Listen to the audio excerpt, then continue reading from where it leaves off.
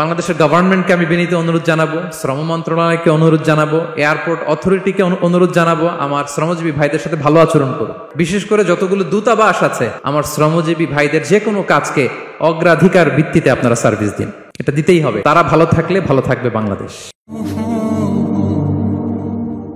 তাই শ্রমজীবী যারা আছেন মনক্ষুণ্ণ হবেন না, মন ছোট করবেন না। You are the superhero. You are the superhero. You are the remittance fighter of our country. এজন্য রাস্তা দিয়ে যখন হাঁটবেন, বুক ফুলিয়ে হাঁটবেন, আর বস্তা ভরে টাকা নিয়ে দেশে ফিরবেন। ঠিক কিনা বলেন?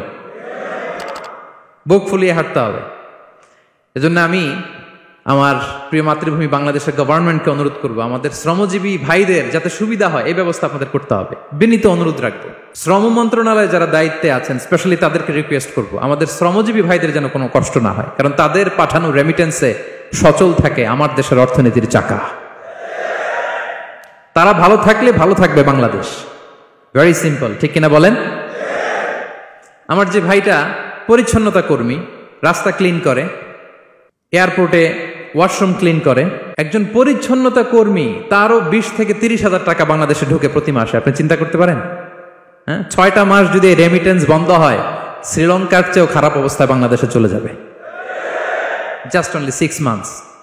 ভয়ঙ্কর অবস্থা হবে বাংলাদেশের। এটা আল্লাহর পক্ষ থেকে একটা স্পেশাল রাহমা, মার্সি এন্ড ব্লেসিংস, যে আমাদের রিজিকের তাগিদায় সারা বিশ্বে যে কাজ করতে হয়, আমরা কাজ করি আর দেশে টাকা পাঠাই, আর সচল থাকে আমার দেশের অর্থনীতির চাকা। আলহামদুলিল্লাহ পড়েন। সো বাংলাদেশের গভর্নমেন্টকে আমি বিনীত অনুরোধ জানাবো, শ্রম মন্ত্রণালয়কে অনুরোধ জানাবো, এয়ারপোর্ট অথরিটিকে অনুরোধ জানাবো, আমার শ্রমজীবী ভাইদের সাথে ভালো আচরণ করুন, তাদের সাথে কোঅপারেট করুন।